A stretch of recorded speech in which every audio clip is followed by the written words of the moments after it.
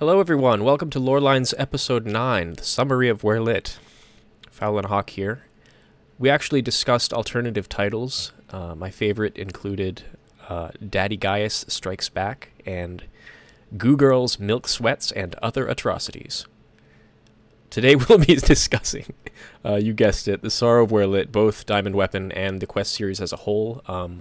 As all things go in any fandom, we have some fans out there and some haters, centered mainly around the way Gaius was treated in the story. I personally count myself among the fans for reasons we will go into. But before we get into that, team wanted me to discuss a bit about my impressions of 5.5, and I'm going to bring them in. And way to start off on a weird one. Yeah, hey. The summary of Werlyt. I love that. It is pretty lit. We're super lit. I'm actually caffeinated. We're starting off with jokes. The jokes, the humor jokes. Oh boy. Hey guys, how was your week? Nice. It was a long week. In that case, Young and I had a long discussion about Nier the other day, but we'll save that for later. You guys are running that game now, right? Do we got like a half the teams on Nier right now? It came out Friday, yeah. Yeah, it's brand new release. Yeah. But it wasn't just about Replicant. It was about things that do pertain to Other 14. things. And we'll save that for an episode where we can discuss that further. But absolutely, let's move into other people, because I will start talking about it and reveal things that we've been discussing. So continue, everyone. Yeah, so 5.5. I, of course, loved it, but as usual, I only got about 3 bingo hits. Things that I thought might happen, turns out, are probably going to happen much later, maybe expansion drop level, and I just didn't quite think about, you know, the difference between a dual patch at the end of an expansion and what may be coming. But, like, for example, I mean, I just want to go straight at the dungeon, to be honest, but that final fight, those lunar squiggles I was talking about a few weeks ago, absolutely Bahamut's magic, not Tiamat. I was really excited to see her to do some crazy stuff, but she's basically just shooting mega fireballs, and I'm wondering if that's worthy of an Elder Dragon, but hey. They make the game, not me. Fireball! As far as Fordola and Arenvald, that went about as I was expecting. We knew going into that who the weaker of the pairing was, because post-buff, you know, Fordola destroys Lys, so... and I'm actually just really excited for the next patch. It was actually pretty long, but there's so much more I want to see, and I'm just kind of waiting with bated breath for 5.55 to drop. So that's kind of it. Who wants to pick up? You sure that's everything? Well, for now. I'm still trying to big brain some thoughts here. Did you have any thoughts about the Nier raid? The Nier raid? Oh, gosh. I missed that game, but I loved this. Obviously, I played Automata, but I came into the series at that point, so some of the things I saw in the raid were from Automata, and some were not. I actually loved the raid. I think we went in with Soldier, right, as well? We did. I did it twice in one day. Like, I liked it enough to just keep going in.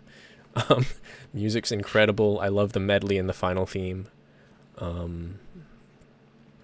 I love the Square Enix building, but a lot of that was discussed last week. And I did sneak a peek. I was active in chat, but trying to not spoiler myself. But I did pay attention a lot to what we discussed last week. Anyone else want to pick this one up before we go into our topic of discussion today? You know what? I will actually add one more thing. The head pats. The backfired head pats followed by the absolute like squee fanboying out of Grahatia was just glorious. It made me laugh out loud. The Azure Dragoon. It's okay. Oh boy.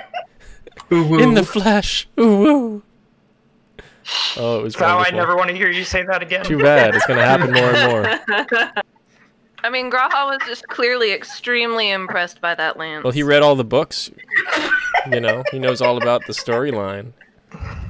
He wants to meet He's got them in the action flesh. figures. Yeah. He's got the games. Man, I hope he has action figures in the future. Oh boy. It's actually kind of interesting because that harks back to the history that's lived and the history that's learned about. Right, That yeah. Oh, yeah. It's an interesting dichotomy, actually. Yeah, like, And Styrian is pretty much Warrior of Light Police. What the hell is going on? what is going on? Does that mean What? Tataru can wash his armor now? Not be stinky anymore? God, I hope so. You know, in all fairness, they don't sound the same, so Alize has a reason to be pissed. She They're kinda back in the said it- studio. She kind of looked at him. She should have Like She's looked your wearing mouth. a skirt Like, too. in between the in that- first dialogue and the head pats, I'm like, My assumption, and this is just headcanon, but I'm enjoying it way too much, is that he had planned a speech for Alphino. He was going to be a good role model. He was going to be uplifting. He was going to be supportive. no. And he was so focused on his speech and like worrying about getting it right that he didn't even notice. yeah, you've grown, but you don't even know yet. Like, Like, he what's called the, him rugged, and I'm like, you ain't even looked at the boy. what do you mean rugged? He's got to have planned it. And then, like, and I mean, I feel that because I kind of stress out if I have to talk to somebody I haven't seen in a while. I get a little Absolutely. stressed. So, like, I looked at that and I'm like, oh no. The most disastrous gender reveal party ever. Right? I wear red now? Shall burn. It's funny. Now we're gonna have to do Ishgard Restoration version 2. Because it got broken. Hmm. Amazing.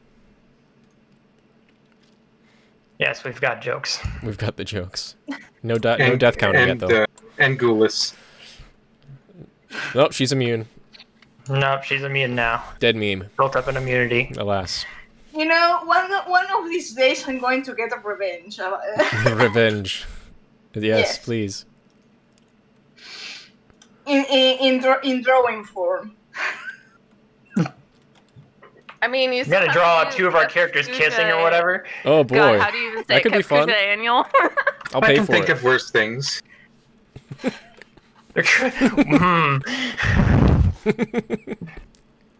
Anyways, before we get off topic, back to what we were discussing. Do we want to go straight into Werlyt, or do you want to keep talking about what Faust's thoughts were? You talked about the Automata raid. You talked about your thoughts on the dungeon. What are your thoughts on like the actual like the story overall, overarching? Like, where do you see us going from here? Well, the story ticks. Am I still audible? Sorry. Yes, you are. Awesome. I mean, the story beats were pretty much expected. I mean, we went to the council. Nobody was dead. Got to send the, you know, they basically don't want to depend on the Scions for every little thing, and so they're sending people who are way less qualified to do the work, and we're just like, shruggy, okay? Yeah, sure. You know, regarding the lunar towers, we didn't learn a whole lot except for they're using bodies to force summonings, and that those summonings apparently adhere to a higher authority. You know, Xenos, or say Fandaniel himself, and they're just worshipping the Empire. So they're not, these primals don't temper. They discuss that maybe they can't. I think they can, but they have to receive the go ahead and do it command. They're basically, in my opinion, mind-controlled demigods. You know, it's like a tiered system of who's in charge. Okay. Seems like it's just a kind of command and control army that he's trying to build up. Xenos was super pissed that we wasted all the dragons. Fandaniel wasted all the dragons. But I expected a little more, but the content was fun, and you know, I expect that whatever I didn't guess happened this patch may happen next. Did you expect that much out of a 5.5 patch? I mean, because you've done them before. I have. I actually felt that this one was way longer than I was expecting, but potency reduced somehow. Potency I do feel like there was a lot of setup versus Yeah. Lots like of setup, yeah. Yeah. Absolutely. I think part of that may be the fact that, you know, usually in 0.4 and 0.5 and 0.55 patches, we are also seeing setup for the expansion that will come after the one we're about to hit. So some of what would have been in this patch would be set up for like 6.1 and 7.0. Yeah, absolutely. Charlene might hit into that. It occurs to me to add, I said setup, but there's also a lot of characterization this 5.5. Yes. We got Oh, a yeah. lot of Estinians characterization, we got some Fordola, we got some Arenvald. Like, hello, that's been a long time coming. I've been waiting for that for a while, ever since that short story launched. Mm-hmm. You know, Yeah, so we didn't get as much happening, but we Right. got a lot of like personal stuff. yeah, I agree. What do you guys think about the animation updates? I'm not sure if anybody's been paying attention to the Oh, way they I animate have. characters, but we got a major upgrade and eyebrows, etc. I mean, I feel like it's not just Werlyt is Hildebrand honestly... anymore. Werlyt is like the best example of that this patch, honestly. Hmm. Me, Yeah, Fandaniel was an excellent example as well. I mean, that too. I actually thought of it like in terms of just how our character is animated in scenes, like with Tiamat. That was very interesting.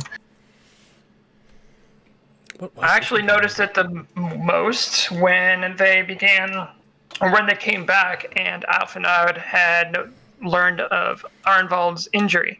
Yes. Like that, he barely shook his head, and that kind of gesture you really only Yeah. see on a person, who's been told that kind of thing, and it's not very subtly animated. It's it's a more of a big, look to the side, look back and forth thing. That they nailed that expression perfectly. So It's really they're incredible. definitely advancing. Yeah, as soon as I saw that, I was recording, and Alinea was chilling out with me in Discord, and I was just like, wait, is he shaking?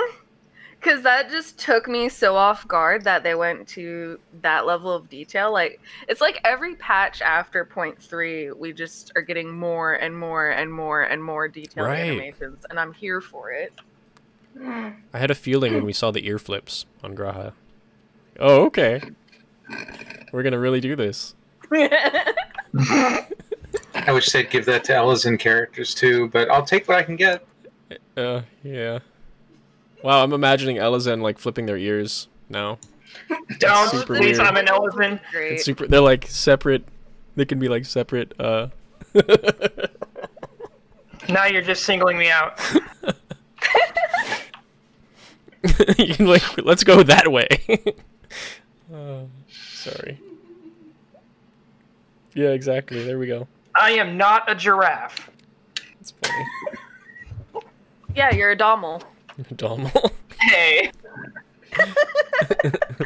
I actually pranked my FC once by buying 2 stuffed Dommels and putting them at the base of the staircase so that That's really anyone who great. went downstairs was met with a giant Dommel face. Wasn't it funny. Soldier where we while he was in a cutscene in Amrot, a bunch of us got on Dommel mounts and started just standing behind him so that when Yep. he turned around, he would see Dommel since he's an Ellison too. Yeah, it was really weird. Before we get off topic, though, Werlyt, let's go into that. We spent 15 minutes joshing around. That's true. Well, do we want to go all the way back to the beginning, or do we want to dive into Diamond? It's Let's hard to go say. back to the beginning, Okay. because if we spend 50 minutes talking about Diamond, we won't get anywhere. That's true. So, beginning Who wants Ruby? with Guy. Well, actually, let's begin with Gaius just coming back into the story. Period. I didn't see that coming. I knew that he was still out there somewhere. I didn't expect him to come back as a sort of, hey, all this was my fault. This whole plot line, this whole storyline, I need you to help me out with it. Same. So. Yeah, I agree. Even his initial coming into the story in late Stormblood. Because they were very quick to forgive him, incredibly quick. It seems like it is strange, isn't it? Where initially I thought maybe just the Scions know better and we're just going to give him a shot, but then the whole War Council kind of have a little bit of a terse conversation, but it basically can be summed up by Warrior of Light's beaten you up before, so don't mess around. And we're just good. We're good for helping, and that's it. they know exactly how to deal with them if necessary. Yeah, don't sweat it. We can You know, we can solo Garuda Extreme now, so... That is actually very true. Like, they could be, potentially, they could be bringing in the power creep thing, essentially, and saying, hey, you thought the Warrior Light was badass when they kicked your butt and kicked the Ultima Weapon's butt. Well, they've only gone on to become more and more and more badass. We're not really worried about you. Exactly. I do think, I have to wonder, because they take it very much at face value. He's like, I've changed, and I don't want this anymore. And they're like, we believe you. I can't tell if that's the writers saying, just believe him, guys, just get on with the story, or if it's something else. They're like, he's really convincing, or what. That's true. Maybe the Warrior Light can sense it. Yeah, maybe it's like we're trying to see the good in everyone, including someone that we bitterly fought against. Like that's our kind of like guiding philosophy on some level. That would be what I want to see from the Alliance. Like, I feel like properly characterizing them, they'd be a lot more suspicious. Sorry, but what I want to see is them letting bygones be bygones, them moving on and saying, okay, you did some bad shit. You can start working on fixing that. For now, we'll work together. You know, I do what Asperian Terra says. I do wonder if the Echo has some kind of component where you can kind of sense people's motivations, though obviously certain characters would not have gotten the drop on us. So maybe we're getting better at it. Maybe. I don't know. It is an interesting thing to bring up, and to me it ends up reading as the writers are saying, alright, this is what we're going to do, just deal with it, you know? Yeah. Just deal with it. Sunglasses. I think, if I may... Go ahead. I think because the first time we reunite with Gaius, that was 4.3, actually, well, he at that point didn't go by the name of Gaius, was the Shadow Hunter, but he meets Alphino during the first roleplay instance we get ever in game. Just this, it's the same patch where the whole Tsukuyomi thing happens, and and also it's when Maxima, joins us in a sense. At this point, after the whole direction the patches of Stormblood were taking, that's when I became kind of sure, in a sense, that we're not going to fight the Garlean Empire anymore. We're not going to invade them. Because the story, and over time, it's kind of, well, it's kind of said, I was right, that we're not facing we're not looking at the Alliance invading Garlemald. If anything, we're going to try to help them and basically make peace with those who can be made peace with, which is why Gaius to me is one of these characters that are introduced before the expansion, because we know in Warcraft we're going to get to Garlemald. And that's one of the characters that pre-Endwalker are actually setting the player in the mindset of, okay, this character is Garlean, we're going to help them. That's the feeling I get. I don't know if I'm making any damn sense. No, that makes sense. Anyone else have any thoughts on it? I do, but it kind of bleeds into the end of the patch. And drops back into 5.5, so I'll save it. Okay. Core, Bonnie, Neela? All in the beginning of the patch, at least when Gaius shows up. Well, I did find, if I may, I did find it interesting that when we meet him at Seryu's wall, he's like carrying our fallen ally, and he's like, it wasn't my fault. And we're like, no, the Scions are dropping like 5s, it's fine. We know you probably didn't do this. Right. I wonder how much that had an effect on the Alliance's, at least, perception of him, because we send someone to go, liaise with Garlemald, he gets shot down, Gaius rescues him. They go on a little adventure together, and then something goes wrong. Alphino collapses, and he brings him back at no small risk to himself. That may well have something to do with, again, his later reception of, okay, we think we can trust you, kind of. Yeah, that's kind of impressive. My main interest with Gaius going back to that period of time is that he was initially brought in as an Ascian hunter, someone who, with Alphino and his companions, discovered that in addition to Black Rose continuing to be in production, their originally founding father was an Ascian. Like that Emmett Selk had soulless clones essentially sitting around in possibly multiple locations beyond the one that they found. And that he was now having to reckon with a lot of the things that he had fought for being a lie in that sense, and that he had been trying to do what he could to fight against that. And so to have Werlyt then turn around and turn him in this different direction away from Ascian hunting feels like a bit of an interesting, odd juxtaposition to me. I'm not 100% sure he knew. If I may, it's just a correction. Gaius didn't know that their founding father was an Ascian. All they know when they went into, they chanced upon the factory, the Solus factory. But all that Gaius knows, probably perhaps because he wrangled this information from the Red Mask Ascians he defeated, was that there were 3 overlords. That, of course, he knew La Habrea, of course, he knew Elidibus, but then when he mentions, because he's the first person to ever mention Emmett Selk's name. Right, that he was enigmatic and he didn't know who he was. He says that no one, he's quite enigmatic, and no one exactly knows. About whom little is known. Yes. Yeah, very, very little, probably. And that's actually kind of amusing in hindsight, but still. Yeah, I'm wondering if he's ever found out or read a report or had it told to him by the Scions or by us, like later on. Like that seems like a kind of a bombshell for me.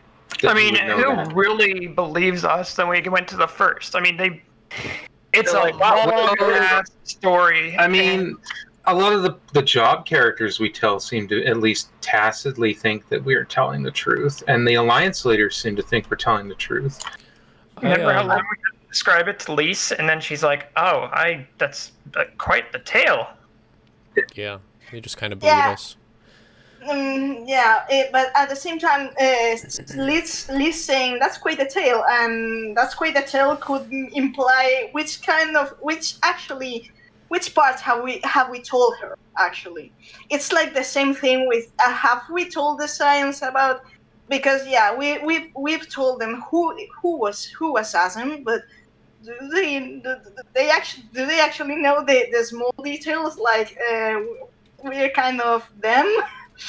That's the point. Orianger is the only one who knows at least the name of who we are. Yeah, and that's kind of I mean, it's like have the Scions told the Alliance that Emperor Solus was Emmett Selk? Like, there's a lot of questions surrounding that. Now that we kind of bring that up a little bit, not to get off topic too much, it's just like there seems to be a lot of things we know now that we're not really talking about to anybody, not even really among the Scions, and it's like that seems like a very strange thing not to talk about.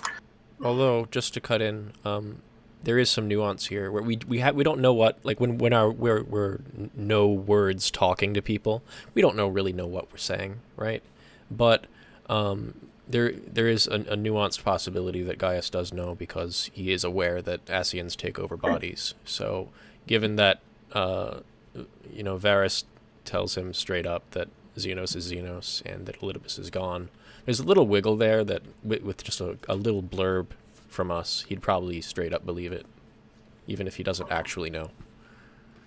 I do think they're, especially when it comes to saying things off screen or whether they tell us something or not. It was something that I know people had commented on at the end of 5.1. Anyway, when we merge with Ardbert, then we never really talk about it, but then it's brought up in a later patch that we said, oh, well, you see Ardbert right there, but you say it's not him. You said that, you know, whatever Angie says, you don't look like you're about to recant what you told us before. So sometimes I think they don't say these things on screen so that they have the wiggle room necessary. However, we are also getting a little afield. I have some stuff to say once we move back to Werlyt as well, but I don't know if someone else had something for that.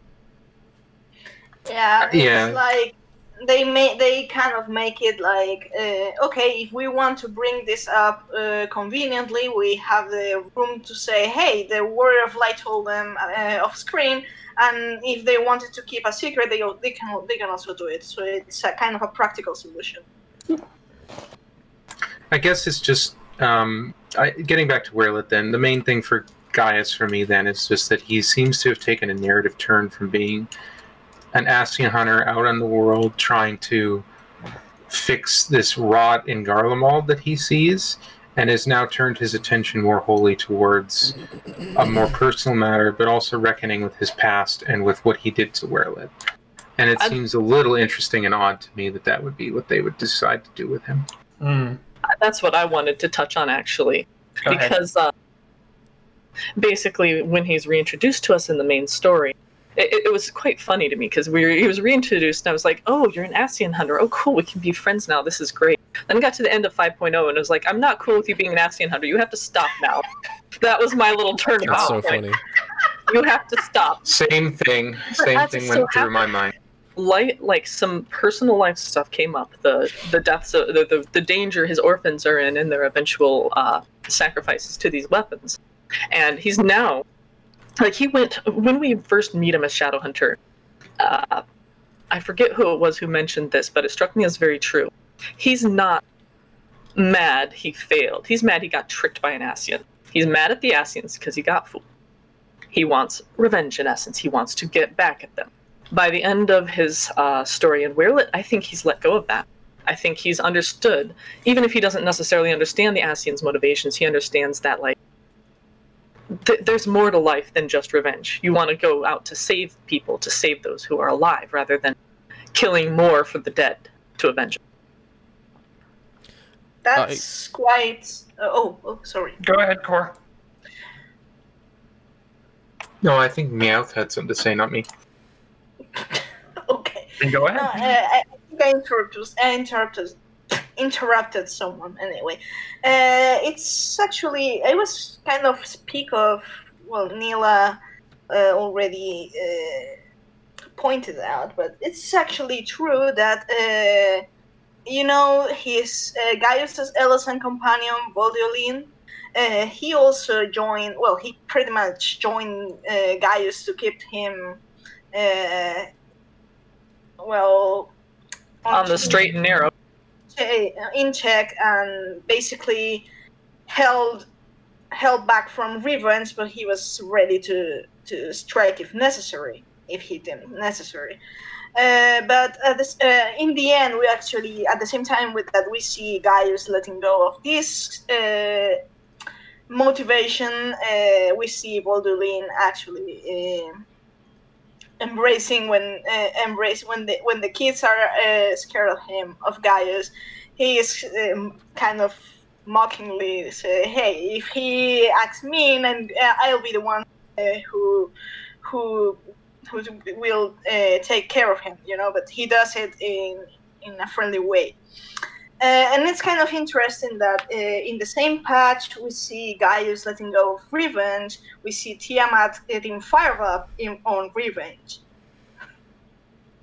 Yeah, I think I was speaking a little about that last time, too. Because it's definitely been a theme all throughout 5.5. Those who cling to their hatred, those who move on and understand that, you know, you need a path together. I think it's all going to come to a head. Yeah, and the end of the Nier quest, too, is basically the same. It's letting wrongs. It's pointless to cling to what's done, you know. Anyway, Is Ruby up next? Ruby is. Let's go with Ruby. Initial impressions. I thought it was an unfortunate story pull to have someone who can essentially assault the Imperial capital, duel Xenos who can use magic now, and then leave the capital without being harmed, to then take an arrow to the knee so that we can have 4 trials. God damn it. You're not wrong. So that's my, like, the extent of my waste of character is that, and then as the story progresses, I become okay with it, and then the resolution I'm actually legit happy with. But that was my initial thought with Ruby. Not real detail-oriented, but I thought I'd just chime in really quick. It was there for nostalgia. My reaction to Ruby was, oh god, why this music? Oh god, why Dalmatigan? Get me out of here. Yeah. Give me Heaven's Fall. Just give me golems. Yep. There's Ruby Claw. Ow. Yep. I'm gonna die. Not near as much PTSD as the Drakengard stuff that I have witnessed in the near raids. Still, the progging of turn 9 definitely is etched into your brain after doing it. Yeah. I didn't get to do turn 9 because my internet was so crap back in ARR, but it gave me plenty of 1.0 PTSD.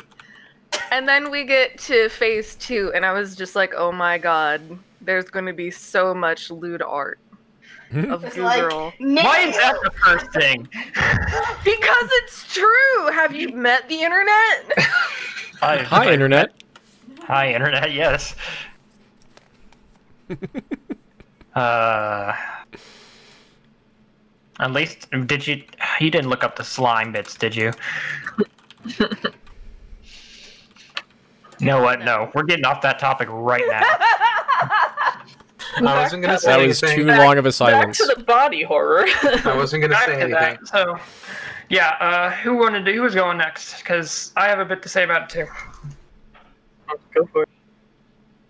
So, I like the music that they did. I like the remix of the Ultimus theme. That was fun. That was cool. I was a big fan of 7. Not the biggest fan in the world because we won't go into that. So I liked how they included a bunch of mechanics from the original 7, such as the quicksand stuff, such as the underground kind of like, you're going to lose a party member if you do this or this. And it just kind of brought back those like nostalgia feels for Ruby Weapon that was hit in 7. Phase 2, of course, however, hit, and I see the Darnus combat ready thing, and I'm like, wait, really? Of course, Cartno Flats is behind us, Dolmud falling, and such and such. It was an interesting experience, and I don't know. Before then, did we ever have a checkpoint like extreme? I know we had checkpointed raids, but did we have a checkpointed extreme, or even a normal trial? Actually, Obviously there was one in the 24-mans as well as some of the 8-mans, but I don't recall any. VOTH3 is checkpointed on normal. So that was with that expansion. Hades. Okay. It's been so long since I did normal. Yeah. On Innocence. But even like before Shadowbringers, I don't think that there was any checkpointed like normal. I don't remember fights. Susano being checkpointed, for example. No. Yeah. Nothing before Shadowbringers. Yeah. So Yeah, I don't remember anything being checkpointed either. it's still kind of new to the experience having like normal extremes actually having checkpoints and starting from fresh, because you're used to like extreme fights or raids like Neo X Death, Kefka. I don't know if Shinryu. No, I don't think Shinryu had it. Shinryu did not. Shinryu I love did this not. from a design perspective. It's really great. They took the Deltascape win, like that shock value of Neo X Death, and just, okay, this seems to work. And they went with it on the next expansion. And it pretty was hard. It was very. I liked the extreme fight. It was very chaotic and it was very mechanic intensive, which is, to me, it's perfect because I mean you're level 80 now. Why don't you work for your food, right? But overall, yeah, I liked Ruby Weapon. I liked the Ruby Weapon quest line. the part afterwards, the after cutscene, that was rough. I wasn't expecting the pilot to actually like die when activating it. Mm-hmm. So that to me was it wasn't the first time in Shadowbringers that we've seen stuff like that happen. Like, we haven't seen, like, obviously grotesque things or shock value things come on screen. We've seen that stuff before with Tesleen. We've seen that stuff before. Nothing's popped in mind right now, but yes. The meals. Meal, yes. And so it's still kind of messed up because you find out that they were orphaned kids that guys took in. And so finding out that, he's there to witness them dying, there to witness them being put into the pilot suit and having them exploited for that purpose. It's really messed up. And it makes you question the T rating that they got for this going forward. Well, that's certainly the beginning of the Werlyt, the whole Werlyt overall, yes. Like, has this kind of thing going on. It's a really... It dives into the darker side of the human experience. Would anyone like to add to this? Yes. My main thing, going off of that point regarding the pilot, was that I was actually surprised at how they brought up that these were his orphan kids, but they did so at a point when, with that very first one that dies, Melisandre, like, you don't actually get to know hardly anything about her until way later with Avelina. When you actually get to Turncliffe, because she's brought in, she pilots the thing, she dies, she's out again, like, she's gone from the story. Whereas Recon and the others at least had a little bit more time to have, like, on-screen time outside the suit. You actually get to see their faces. They get to have, like, time talking to one another. It felt a little bit rushed at that very beginning point for me. I felt like it would have been beneficial to get a little bit more characterization of these characters before throwing them into the frying pan and having them sacrifice themselves for what was at that point still mysterious reasons.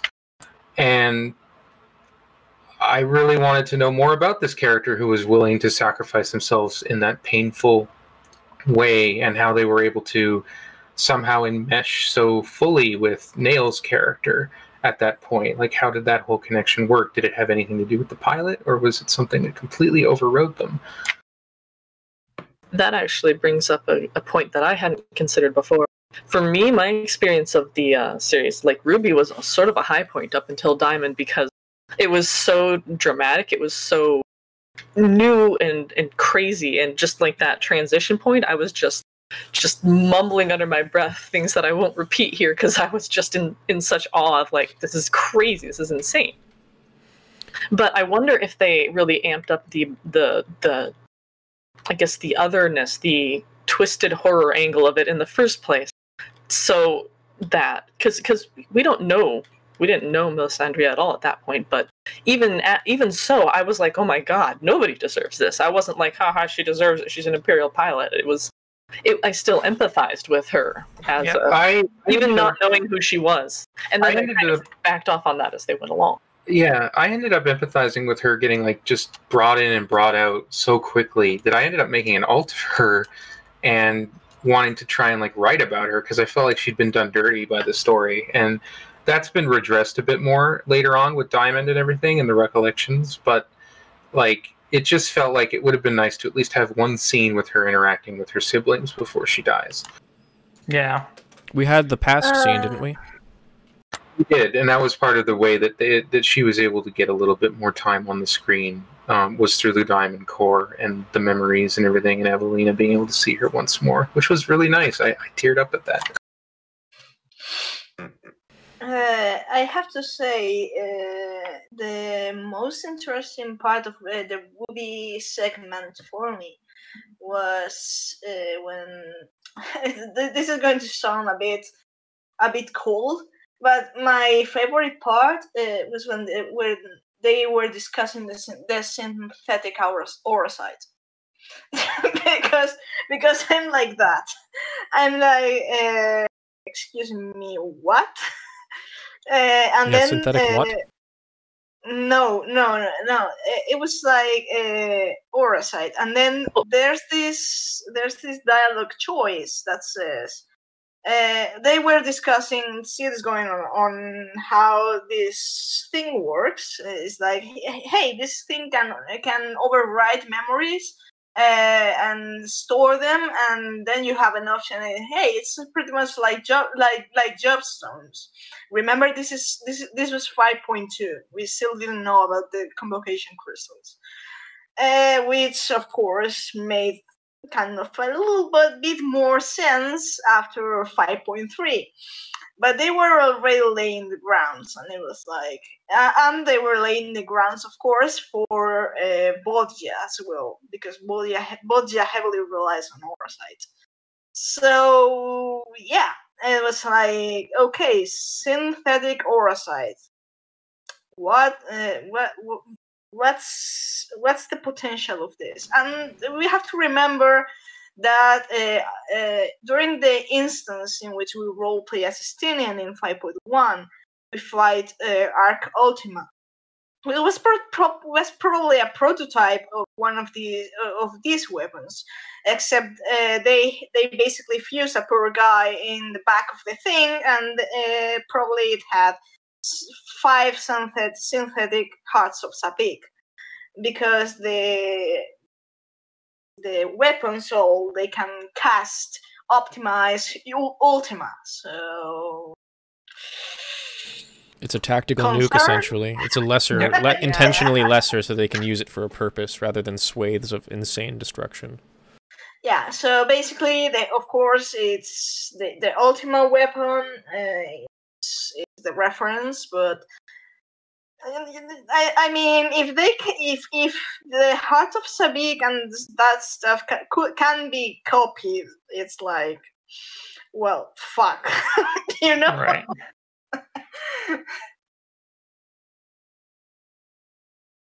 Would anyone else like that? Go ahead.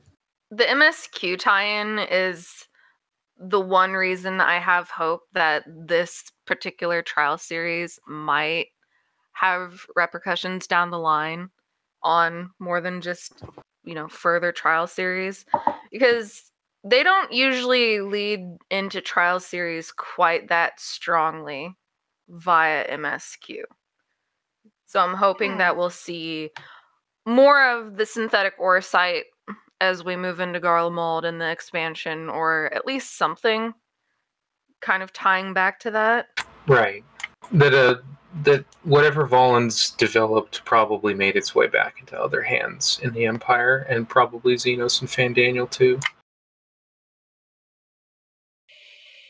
I'm just imagining Fandaniel waltzing around the palace holding Oracite, and kind of want, kind of don't want. On this topic, I just want to give a shout out to the Empire's insane technological capacity, because while we do have the Valen stuff and the Oracite and the Ultima project, we also have the Ivalis Bozja stuff, and I know that a lot of the stuff we see in DR is empowered by the Queen's Blade, but all of those massive mechs and the airship we're about to see, it's incredible, the things they build. And that's my tangent. Agreed. Like, you have to wonder to what extent do their marvels begin and end? Because whatever they are building, whatever they have yet to build, and whatever they have built, we don't know yet. That ship that we saw in Bosnia, at the end of course, the most recent patch, the giant airship, that's just something that Gabranth flew in. Like, imagine like a more well-stocked, more well-known Legion bringing in one of their ships. I gotta wonder what's going on with Nerva. What's gone on with the Legion? But before we do all that, before that even happens, let's move on to Sapphire. Because we didn't get to see Turncliffe till Sapphire. Oh, Turncliffe is beautiful. I love the music, the slow instrument changed remix of the Holminster Switch theme. For one, The burn. It's not. It's the Imperial theme. It's the Imperial The theme, yep. burn is also the Praetorian one, yes. Yeah, Praetorium, kind of. But the Burn is Praetorium, but the Imperial theme, that's the one. It's actually a remix in Turncliffe, and I have to say, from musical narrative point, this is a time. This is also a turning point, even though we may not realize it. Because Turncliffe is occupied territory. At the same time, we're delving into a story where Gaius and his kids are trying to, they are fighting for against Valens. But let's just say Valens.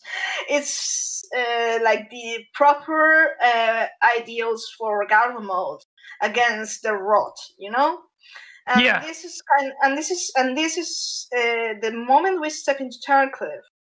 This is where the music sets the theme in a sense. It goes from the powerful, not intimidating, but army like Imperial theme to this melody that is basically the same melody, but just got a different feeling. It's just like I actually remember standing in Turncliffe, drinking and savoring this rearrangement, and it's like that's one of the moments when I was reassured that we're not going to battle Garland into submission anymore. You know, I don't know if you got Your retirement place. I was certain about that track. I'll have to review it later. Yeah, it's definitely the Imperial theme. I was certain it was a medley. I mean, they usually medley themes together, but I could have sworn I heard the main theme of that dungeon. Well, I could be wrong, but I definitely don't hear that at all. Gotcha. Well, I'm crazy. You already are. I know that. The Burn is Praetorian, so it's kind of. Anyways, yeah, we love Turncliffe. So how about that Sapphire Weapon? They did him dirty. Again. Poor Regula. He deserves so much more. At least they stuck with the theme of screwing him over. Yeah. Wrong kind. Bonnie? Anyways, so I really liked Regula von Hydrus as a villain, first and foremost, too. So the way he got done in the story wasn't very... It's very lackluster. It wasn't very cash money. Yes, as Emmett Sluck would say. Thank you for that, Bonnie. I hope she's laughing. Anyways, so to see him come back in some form, as the object of use for a weapon, no less, that was, I mean, it was salt on the wound almost. Like, of all the Imperial officers, of all the targets you could pick in the Empire, you chose a deceased officer who had very little time in the story that we could relate to. And you want to scrub him out again? That's rude. Super rude. What did everyone else think about this? I was kind of... Not only that, but he was a solo trial. Yeah. I was kind of on the fence about it myself, because I sure wanted more. But I was also, glad to have anything, because I frankly thought that they just tossed him in the trash and forgot him. On the one hand, just a solo trial, yes. On the other hand, a solo trial, a thing that you really only get to do once, although I guess there are, New Game Plus, you can redo it if you want to. It makes it more forgettable, but it's also kind of special. I don't know. I have a lot of feelings on that, and they're all very confused and tangled up in a yeah kind of way. To be a little more fair to him, he wasn't just a solo trial. He was in chemical research facility, and technically the trial series is where he bites the dust. So if you actually played Heavensward like the whole way through, you got a bit more, and that's where I come down on he deserved better, because he does. Anyway. He really does. Keep going, Neela. That was honestly all I had to say. I enjoyed the solo duty. It took me a little while to get the hang of it, but I barely scraped through on the skin of my teeth without having to redo it. What I want to say quickly about Regula is that I hope when we do the Garlemald restoration, and we probably will, we build him a statue. I like that. I would like that. Yeah. Yes. I approve of this. I mean, yeah, I enjoyed the trial. It was fun, and oh crap, there's something I was going to say, but I forgot. Oh well, it'll come to me later. Now, I could go off and say because I'm a mech fan, I'm a Gundam fan, but I don't want to go down that avenue because I will start geeking out and you guys won't understand a thing of what I'm going to say. So I'll just say that I liked the G Warrior part and I got in the robot. That does remind me what I wanted to say.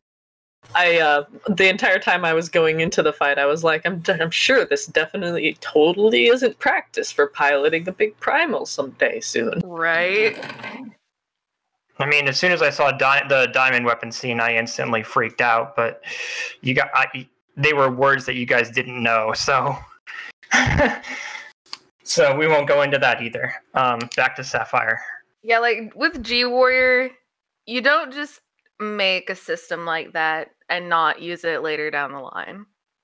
They have a new toy in their box, and I really, really hope they're going to use it for piloting a primal or an Ascian Prime or something. At some point I need to redo the trial, because I forget exactly what the resources you were managing were, but there was one that like powered you up, and then one that would decrease when you were powered up, and you had to like... Right. There was there was the damage one that increased your damage, but I think also increased your vulnerability, and it also like was draining your battery, and then there was like a shield as well. There was a few different things and a couple of attacks.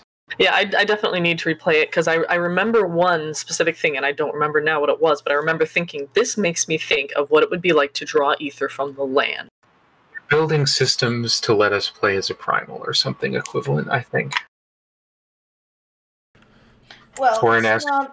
It's hardly some. It's hardly. It would be hardly a surprise because they like to test these things beforehand to see if they would work. In of course, the patches and expansions prior to well, when it's going to become relevant, like the role-playing instances, for example. Or actually, the role-playing instance is basically riding a vehicle. That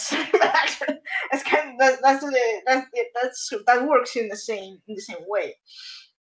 So yeah, I think it's possible that, of course, it's not impossible that the G Warrior makes another appearance now, especially that apparently a certain Neorotol Scava has caught wind of it, and I will be forever salty that we didn't get to see his reaction to the G Warrior, but anyway. We're probably going to see his reaction to it later, and we may even get to see Avelina take them up on that offer, joining the Ironworks as a full member. I would love to see that.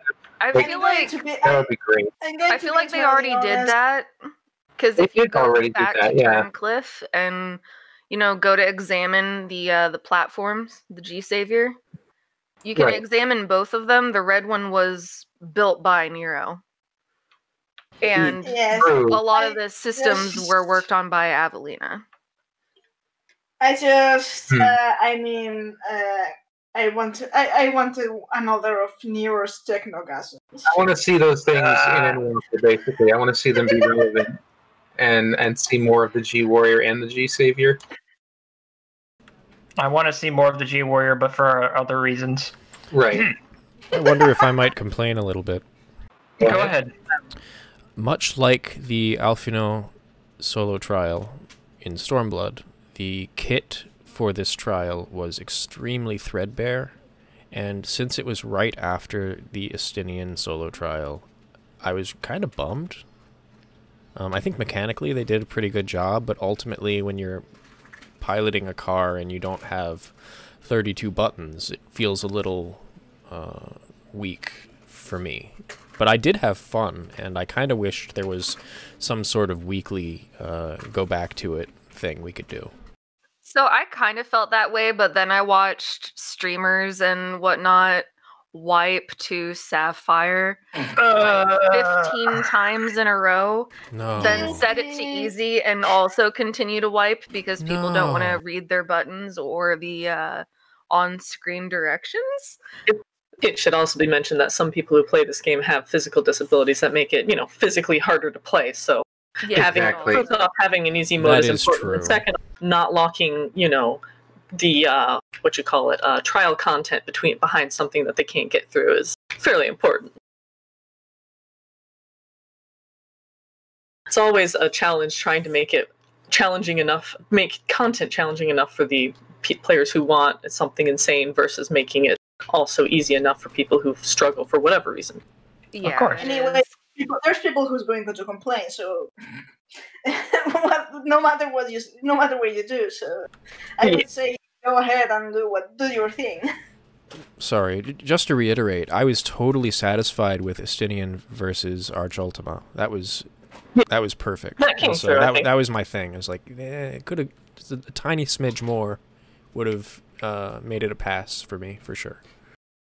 I will say I that, struggled enough that I'm glad it wasn't. But that's not to say anything wrong with you seeing it that way at all. G Warrior also majorly gave me some Skyforge vibes. I don't know if any of you have played Skyforge, but in that game you play as an actual deity, and once you get far enough through the story, you get to customize your own deity form, and some of the controls really reminded me of that system. So I'm sitting here my long shot hope is that G Warrior is basically them testing some kind of primal transformation system that we might get as a more permanent mechanic.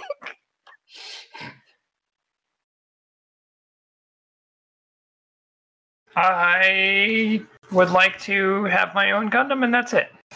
That's all I'll say. It's okay, we know. Can I have Abasamet Prime using these systems, please?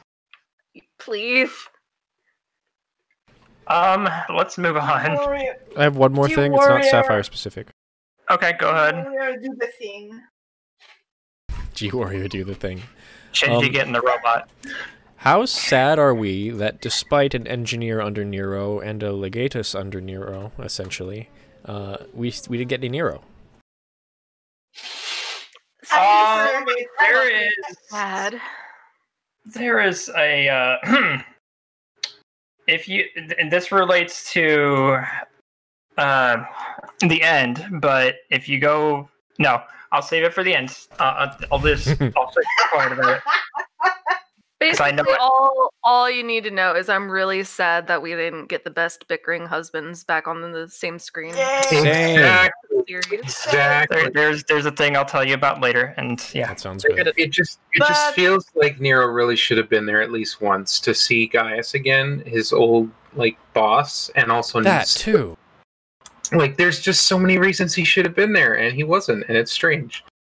I actually wonder about that. I wonder if it's a matter of it wasn't, the writers didn't want to mess around with adding yet another, extremely loud and front character to the mix. I wonder if they want to have some kind of a meeting or reunion of those two later where they wouldn't have met. I would like to have. Go ahead. Or if I wonder what the reasoning, because it could have just been a practicality thing, or it could be they have something planned, because obviously we did get Nero in later story, the MSQ, but not in the Werlyt. It's side content. I would like to see Nero come in and just out of nowhere, every time Sid shows up to repair something, or Sid comes in to help assist with something, somewhere down the road, Nero pops up with, "Sorry, I've come here to laugh at you." I think that's Death 1. Finally. And then Gaius Finally. shows up in that environment and is like, "This is why I never wanted you in the first place. I wanted Sid." Just That's totally funny. deflates him. Oh. And if Nero's the lead for the Ultima Weapon project, he might have been able to do some crazy snaz stuff that might have kept people from dying, but I guess Square Enix doesn't want that. Maybe Sorry, I had to felt make if it they brought Nero in as a bigger character for the weapons series, they felt like they would have had to make it so that at least one of the fights was all 8 players piloting a G-Warrior against one of the weapons, and they just didn't want to do that. We can make this Power Rangers. Oh, yes. They already did that with Alexander. Now But that up, we're but up, speaking- but up. But now that we're speaking of the Sapphire Weapon, don't go into mechs with me, please. What? They're making me think about mechs, and Ah, just stop me from talking, because I will go nuts. no, I mean, I meant now that we're at the Sapphire Weapon part of the quest line, I have one word to say. Milk. Go ahead. That's when we actually first met the lower body of Balmsramvaru. How dare you? Yeah. Well, I have another one, and it's called Sweat. Milk I sweats love and other how atrocities. People on Twitter and Discord were simping over Sweaty Boy, and I was just like, this feels like a Yeah, trap. come on, I'm you staying can over honestly- here. I never had that problem solely because the way he spoke and treated the kid. The way he treated the kid, I was like, I don't like this guy. I don't like I him. had zero interest from him from that very moment that he It started. was really creepy. It was. He was awful. Like, I mean, I'm all here for people's, right to enjoy characters however they want. But I looked at that and was like, doesn't do it for me. Definitely not. It's and the way it wasn't just like that presentation of who he was, like that shadow of like who he might be. It was the way he spoke to the kids in the room. It was the way he spoke to the girl, Allie. It's everything about that just screamed bad news, get out, we don't want to see this stuff. And it just took what I said earlier about the T rating even further. Like, how much further can they push it to the point? How much more can they push it to the point where it says, okay, we seriously need to rethink this rating because this is going down a very dark path and this could be a trigger warning for people. And I say that because I mod for another stream, and I have to put out that whenever people get to Werlyt, because this is something that will make people very angry, will upset a lot of people, and will probably cause them to leave. You need Because to brace yourself, yeah, it's not a nice story. Truly, I think that the body horror plus the creeps be creepin' is an instant mature rating. I really do feel that way. I'm not They're a fan able of to skirt around it because they didn't show like blood and gore. Like that's how you can skirt around a lot. Like Quite a lot, Seven but Reasons didn't is show. a really good example of this when Genova gets broken out of the Shinra building Same and vibes. it's just purple Yeah. goo everywhere instead of red goo. Like just changing the color of the fluids is often enough to skirt around having to bump up ratings. Danganronpa. Great game, by the way. Yeah. No, I was saying I am actually a big fan of Trigger warnings and stuff because I consider that's life, but that's a debate for another time. I have to say, of course, it made me uncomfortable probably a Yumi knows what I'm going, where the comparison is going here. Yep, go ahead. It made me uncomfortable in the Drakengard way. It's fucking this. Well, it's twisted. I was gonna say it gave me Taro vibes. Crazy. Yeah, that's the other thing. It's crazy, it's twisted, it's dark, and you kind of admire it in a sense. It's a weird sentiment. Only who are. I mean, as far as I experience, only Yoko Taro has managed to do it right, and Violence from Varro gave me a lot of Drakengard feelings, and they were done right. I mean, it's how something can make you feel what you're supposed to be feeling, even if it's a negative emotion. But that's life too, you know? I don't know if I'm making sense. No, that makes sense. I mean, there's something to be said for that, certainly, but I do think they were skirting a lot of edges for something that they want to have seen and appreciated by as broad an audience as possible. Then again, Drakengard and the Nier series, they're M rated, and this is a T rating. So I understand that people at this rating are not expecting something like this. So I could understand the thing with the trigger warning, but at the same time, it's kind of, hey, it's life. But that's just me. Sorry. That's okay. It's go interesting to me because it kind of toes the line of human, I would say, behavior in the sense of what people do, what people are willing to do, what we recognize as human, and what crosses the line into no, that's not human, that's a monster, that can't be human, sort of instinctive response. He's really quite at the edge of, yes, I could see people doing this too. I'm not sure I could see people doing this. I could see some people doing that, but it's very much on the fringe. The probably the scariest thing of this is that, actually there are people like Bob. He's human. He struck me. He reminded me of other famous egomaniacs, essentially. People who see only themselves as real, only themselves as people that matter. Everyone else is a pawn. Everyone else is a tool or a toy or trash to be discarded. And they did that part of his character right. Sorry, go ahead. No, and actually he's doing all of this basically because he's a man scorned by Emperor Solus. That's a really interesting point that he's like an actual egomaniac, because one of the biggest complaints with him as a character is, he's just a Saturday morning cartoon villain. But he's got mental issues. It's like there's some really valid issues going on with that character that you can't really just boil down to, this is shitty writing, or this because is of his blah, ego. blah. Sorry. Apologies.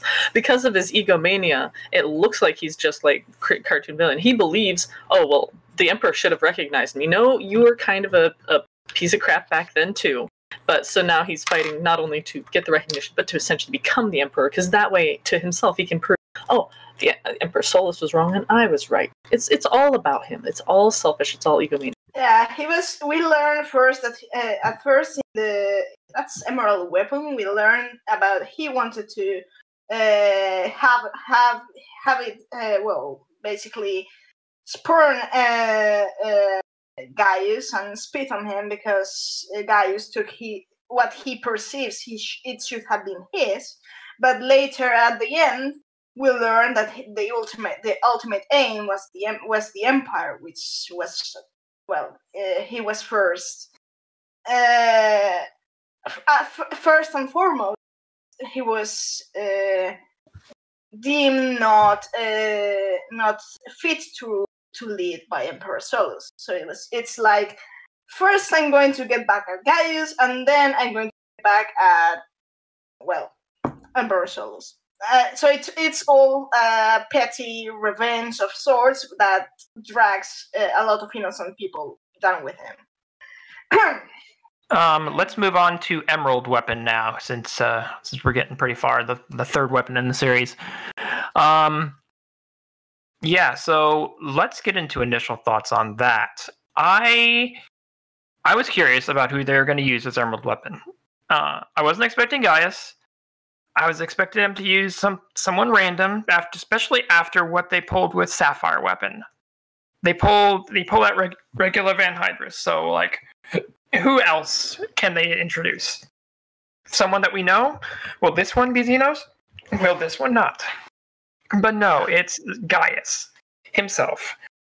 So, again, as a Final Fantasy VII fan, I'll touch on Sapphire Weapon here just briefly. Sapphire Weapon in 7, you only saw in a single cutscene. He was killed by the Ray from Shinra, and the Junon Ray. And he was literally killed in a cutscene. You never got to fight him, ever. Emerald Weapon, however, super boss from 7. One of the toughest bosses besides Ruby. You had a time limit to kill him. And you had, depending on the materia equipped, he did more or less damage to you. So you really had to plan your fight ahead of time. I was expecting something like that in this fight, where you had to pre-plan, and they immediately would like do a throwback to Emerald Weapon's, underwater fight. Instead, I got something completely different. I got to fight at Werlyt, at the invasion of Werlyt. So that was an interesting turn for me. I liked the subtle references that they gave to the original 7 fight, and I liked the fight itself, how it transitioned. They did the whole Shinryu thing where you had to fight off a shade, and then it did a whole ton of damage. Which, I guess, it's fun, but I'd kind of rather actually fight the thing itself. I'm just more of a fan of actually fighting the thing instead of fighting the shade of the thing, and then suddenly the boss's health drops. I don't know, I'm weird like that. Anyone else want to go? I have to say, kind of 3 months now, I can't, I had the Black Wolf stacks again on loop for a number of hours while working. It's a great theme for everything, and for drawing as well. So yeah, that's definitely one of my favorite themes of all Final Fantasy XIV. And as for I haven't played 7, so I cannot speak of the references. I saw a green mech, and I was like, okay, it's going to be fun to fight. And it turned to be such devastation, and I found myself into the Werlyt invasion, which was kind of rather interesting for me, since you know me, and I always interested in knowing how exactly Solus and the Empire's conquest was like in truth. Of course, this was a really small glimpse, but seeing the battle formations of the Guardians with this mechanic when they're actually shooting at you, that's really cool. I was like, I'm actually seeing proper Guardian battle formations, and I am a sucker for that. So I really like the trial. It was a really well. For me, it was a really well balanced thing of doable, but you have to keep your eye on mechanics. You have to watch your placements. I think it was really balanced, and I liked the trial, both because of the things we were shown, and both because the mechanics were nice. Anyone else want to add to this? I got Emerald Weapon? I got a few things to add, if I may. Go ahead. Honestly, I think that, and reasonably so, I think Emerald Weapon's events were a pretty hard turn for Gaius's character. He went from, I don't understand what's going on, why are they doing this, what's happening, to just, I can't deal with this, I have to stop this, nothing else matters, I have to deal with this. Basically, from the start, when we first meet the surviving orphans, when they're grabbing the data from Ruby Weapon, they're like, yeah, we're just following in your footsteps. And you can see him be like, what? No, that's bad. Don't do that, Starting of the change. But to really see his combat data, I think, put into effect. See one of his orphans essentially magic through the synthetic magitech become him. Magitech, synthetic aurosite, become him. Was like, it sort of made him dissociate, I think, a bit from who he used to be, and probably move forward quite a bit. I also think it makes sense that he would struggle to accept it and be like, it could be a shock reaction. What he's like, what? No, it can't be. When people were like, yeah, the Empire's always been like this. And he's like, what? Also, I have to say the transition with I'm terrible at the names. I can't remember his name, but the pilot grinning at Rex. Thank you. Yep. Grinning as he slams his fist down on the console. Boy, after you see the cutscene and then go back to fight it, when he's like, "I'll go out with a smile." Boy, that hits differently. It does. It really does. That one got me. Like at first, I was like, "Oh, that's weird. He's grinning. Okay, whatever. Move on." And then I watched the cutscene, and the next time I did the battle, I was like, "Oh." Foul, Bonnie, Core, anyone else want to add? I didn't want to dominate. I can add. Go ahead. Yeah, so, again, this isn't specifically Emerald, but, like, when you lead your own legion, you can set your own morals, and I think he was probably under good leadership as he got promoted, and he never really saw truly the insane depravity of the rest of the legions. His belief system towards the Empire was legitimate and correct, but it was with very limited breadth of view. Trying to find the right word. I feel like his basic premises were flawed. He built on an unstable foundation. Correct, yeah. Anyone else want to add to this before we go on to the fun part? That's what I meant, Asperian. Thank you. I think, if I may elaborate on that last point, I think, since Coburn is not here, someone, root for the Empire. No, I actually think it's true that Gaius believed the Empire to be right, and he actually he was convinced on these principles of Garlemald, right into the very end. Will, I think, remind me to comment on this after Diamond. But even the kids, his lesser kids, were following on his footsteps in this sense, because revelations later, of course. But I think Gaius and the kids represent what Garlemald is meant to stand for, while of course Valens is complete opposite. But like, for example, other leaders, Regula, for example, was one of them. He was a good leader, and yes, they're from the Empire, but their men loved them, and they were good. They were good commanders, and deep down they were just, in the end, they're soldiers, but they have a heart, of course. And we see this with Regula, and we see this with Gaius. So I'm not saying.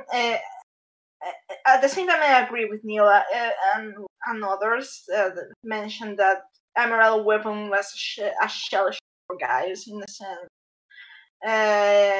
There are things more important than your revenge or anything. These are your kids, and they're dying.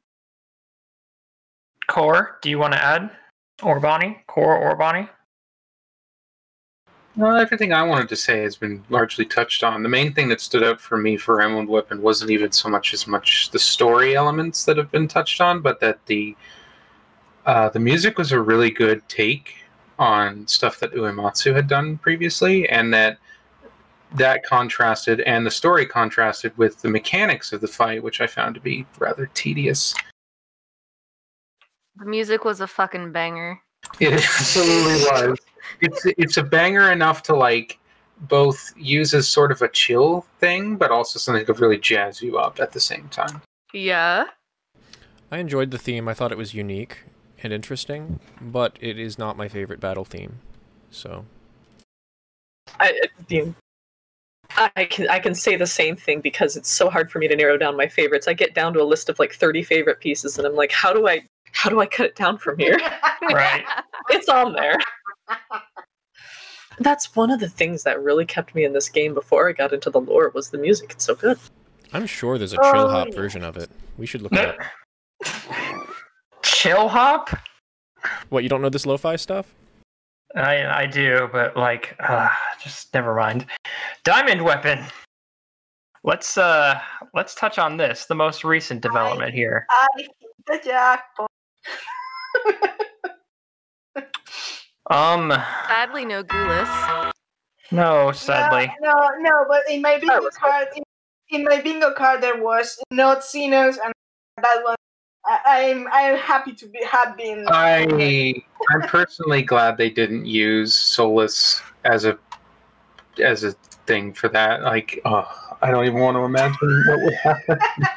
All that. It would Just be Sprout's hair. Phoenix turn. Just Sprout's burgundy hair and a coat. It's like, hey. Yeah. Well, thank you. I understand. Goo unmasked version of his sorcerer form is what I was hoping for. Like, just really shock the Garlean scientists. Be like, wait, who the hell was our emperor actually? Yes. Speaking of that, how about that family that was used for the experiment right before Diamond? It's their fault for believing me. Let's go back. Let's. So she almost killed him. She almost killed Valens, but that's that Overmind thing. Let's go into that. This one is tough for me. I'm having trouble distinguishing between Overmind and Oversoul. They both eat the person, but Overmind is permanent. Overmind is what happens when you store a brain inside the unit instead of combat data. Digital thing. Yes. And Oversoul is what, results in goo people. I mean, Overmind protected Ali from going well gooey. Destroyed, yeah. But we're going ghoulish. She's going ghoulish. But it's like the show Ben 10.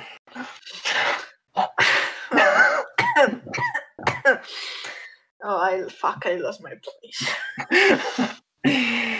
Going gooey. Going gooey. Okay, let me finish. I was saying, I think Oversoul is kind of a controlled Lucavi transformation, in a sense. Well, controlled, kind of. It's synthetic auracite, so it should work similarly. And the name Oversoul, if you recall the Lucavi process, it's kind of similar. The difference is that in the Lucavi instance, the soul goes through the auracite and goes back transform, and in the Oversoul, in the case of Oversoul, is overwriting a soul with other data. So yeah, it's kind of, well, I guess it's maybe works in the same principle. Anyways, but over mind, I think instead of using the soul alteration properties of Oversight, it uses the memory storing Oversight properties. I don't know if I'm making sense. I think it's just because we know Oversight is.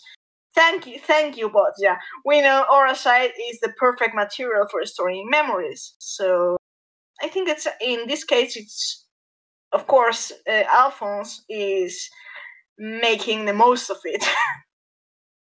Speaking of Alphonse, how about that scene right before or after Emerald, leading up to Diamond, where Alphonse gets punished? That was the one that I was like, a trigger warning would have been a good idea. Right. I went into that very unprepared. Yeah. Burn out the bad, yes, indeed. Kill evil That's immediately, again, was my gut reaction. I had mixed reactions because on one hand I was just like, wow, I didn't think 14 would get this dark. And then on the other hand, part of me was like, I wish they'd gone more dark with it. But that's very much a me. An MMO with a stronger rating than T is not going to be very successful, so they just can't. Yeah. They can. And I mean, I can be sympathetic to an extent with them and with Bonnie in that sense, with going a little dark. With that could be potentially a good, compelling story narrative, but it's still a sort of like, it's a real fine line. It's Visually, what really pulled me out of it was them deciding that they would show his back after the torture, and obviously there's no signs of anything because rating. I would have preferred that they didn't show his back at all, because for me that was just extremely immersion breaking, and I was just like, oh, okay, sure. Just show a little red at his back. Just a little red. Someone casts Asuna on him. At least they mentioned Ali's scarring. They just couldn't show it. But it's interesting too. I think there are two things. About the M rating, for an MMO, it's not the best thing you could do, and the most you can. They actually do it rather well, if to be fair. But the only thing they can do is tread the line. And sometimes put a foot outside the line, I have to say. But I think if they're going to be dark, I think they're saving the darker. They'll be showing how dark things may be in Final Fantasy XVI, since Yoshi P is in charge. And if they already said it's going to be M-rated, and I can see Yoshi P doing there what Final Fantasy XIV rating does not allow him. If you get what I mean. But at the same time, the Burn Out the Bad from Valence, who is a character who's trying to emulate in a twisted way Gaius. It kind of reminded me of him, of Gaius's at the start, his determination to burn out the rot of the Empire, and of course Gaius in the end renounces his for now it seems he's renouncing his vengeance quest to focus on rebuilding things and taking care of his surviving kid. So I think it's an interesting. I mean, at first when we meet Gaius, of course, saving the distances between him and Valence, they were not that far from their intentions. But we see Gaius growing out of it. You know, I don't know if. No, yeah. So I would like to get to the fight itself. The fight itself, Diamond Weapon, it was actually a fight from 7. It was actually the last of the fights, I believe, Unless Omega Weapon was fought. I can't recall. Diamond Weapon was fought aboard the Highwind ship in the sky, which this was a nice throwback to that as well. You fought aboard a ship in the clouds. Same thing. The clouds were lovely. So I liked that throwback. The whole jumping between both ships thing was different. But a welcome one. It's the extreme version I'm still getting used to, but it's cool. It was really fun. I liked it. I enjoyed it. There's a lot of crazy mechanics that go on. I didn't expect the true face of the Diamond Weapon to be a dog. Woof woof. Woof woof. I beat you to it. And as for the in-game dialogue with the fight, that was rough. Like, you could sympathize with him during that. Like, he actually yelled out. There were several quotes, I believe, and several attacks. What is like Ori Doomsday? That were like, huh. Anyone else want to add for the fight? At the moment I engaged the Diamond Weapon, I understood why in the live letter Yoshipi said they could engage the Diamond Weapon because that would be instant spoiler. For me, the fight was a bit of what I was expecting and a bit of what I wasn't. I thought there would be multiple battle algorithms, but I didn't expect it to shapeshift. And so it kind of toys with what Arasite is capable of. Obviously, we have the shade phases and we have the physical transformation for Nail, but to have it bop around between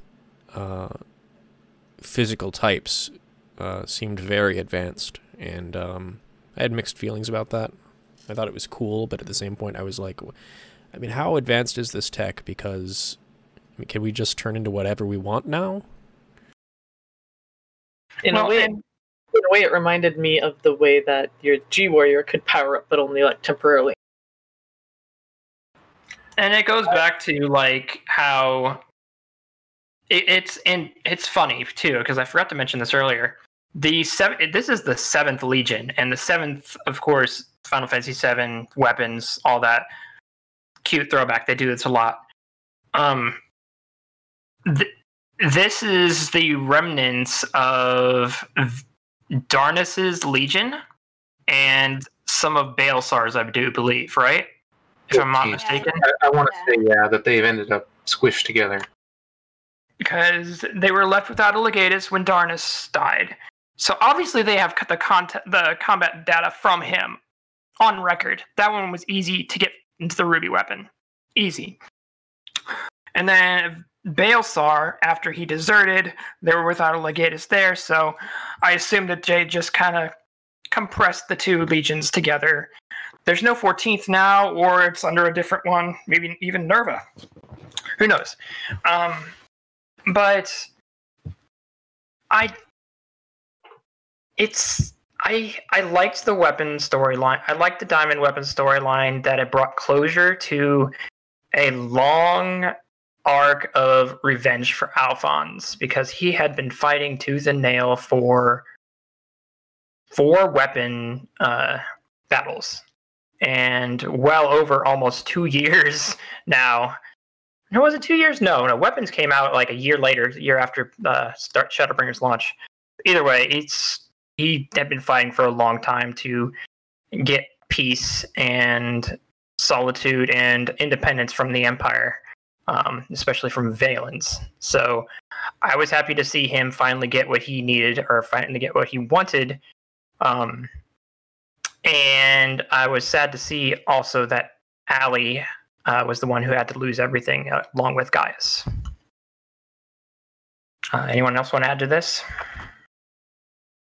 That whole thing with Diamond Weapon was a lot better of a conclusion than I was expecting, and it was very visceral to some extent. I certainly didn't expect what came after the fight, especially with us going with him, collecting Allie, and then him like fighting Volans Fallen's getting popped like a balloon, and him having this moment with his dead son, his dead adopted son, Alphonse, who was in the weapon, and then like retrieving the core. Like, just everything about that was very interesting to me in how it seemed to be like almost there for me in every respect, except for the fact that it felt like it still felt very strange that Alphonse and all of them had been so willing to go with this plan specifically and just this plan to sacrifice themselves. And I felt like it felt very strange to me that they couldn't have found some other way potentially, and that it was Allie who ended up being the last one alive who had to suffer with the consequences of that. So you say that, and I'm so sorry, I have to take a moment to point out the ancient and Ashian parallels there. That they were so fixated on this one solution, and then the effects on the survivor. Absolutely. I had that especially come to mind when we saw what came up with the core, Gaius handing the core to Allie and all the memories coming out. I was instantly like, oh no, they're going to do this with the Azem Stone at some point. We've already done that with Olympus. We've already done it with Olympus. So, well, we're going to do it even more, I think, like a little more personally, like have every member there, and who knows who else, Hythlodaeus, for example, and then like they could do all sorts of terribly emotional things to us. Meanwhile, the Scions look on like, I don't know who these guys are. And we're just like breaking down. Like, if only the Warrior of Light had told us. When you think about this in conjunction with Tiamat and the revelation that tempering can partially be undone via the reigniting of old memories, that they could just, if they were like, oh, guess what, you're tempered, but we can fix that. And part of the process of us undoing our tempering is by remembering with the stone. Like, that would just be... I just got tactics vibes. I think I might fall over. Yes. Like, I was very glad for the ending, though. It certainly was better than I expected. I don't think it was perfect, but I think it was a much better conclusion to something that's been a bit bumpy here and there. Go ahead. No, go ahead, Neela. I was just going to say, I think my main complaint with the story is that it felt very end-loaded. I had the same complaint about Eden as well. A whole bunch of build-up, suddenly all this stuff all at once. And I'm like, well, you can spread it out a little. It's okay. You don't have to overwhelm me with the last bit. Aside from that complaint, I did quite enjoy it. I love that it talks about forgiveness versus atonement. Guys, there's too much to atone. You can't do it. It's not practical. He's not going to live long enough. But he can be forgiven, and they can move on, and that's good for everyone. I liked how the final battle with the final cutscene with Valens was just him trying to look up a Miztec video on his iPad. Yes, that's funny. That's super funny. Because he only knows how to do the normal Gaius fight. He doesn't know the EX Gaius fight. So he doesn't know the extra attack. Do you write these ahead of time? Because they're on point. I'm sorry. I just immediately thought of that. He's like, no, I'm just humorous. Deal with it. That's a single good thing. He's looking up a video on the fight. That is the single good thing that Rollins gave us with that game. He sees that attack and he's like, oh no, this wasn't in the normal mode. This is the only good thing. I looked at the wrong guide. Core, go ahead. That's the only good thing about Rollins is that he gave us that meme. That was literally the only good thing he gave us. That and him dying. I forgot to cool down. Can this count as 2 deaths? Because yes. Yes, this absolutely counts as 2 deaths. I forgot to invuln. My knockback is on cooldown. I popped Super Bolide too quickly. Oh, this is what happens when you try to do extreme trials, but only rely on callouts instead of learning the fight. That's the most true thing that's been said today. Very accurate. Gotta learn it yourself, or don't try and lead people. and they pulled an SAO. If he died in the game, he died in real life. Hey. God. He has checked off the Ego Collective. Don't remind me of the Ego Collective, please. Well, I've had enough of that this weekend.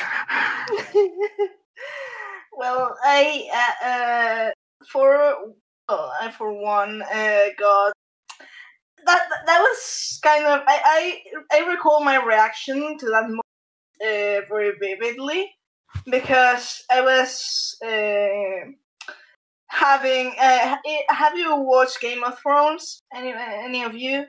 Not a single episode. I've read it. Well, I know. for those, I'm just going to say the whole thing gave me Oberyn Martell's death flashbacks, and I was kind of that. By the way, that death is brutal as fuck. But I was kind of course, we're not shown Valens being getting milked in the. You can't just say that. No, chicken, absolutely. Sorry, that's what it happened. ESRB is going to have to review our rating next.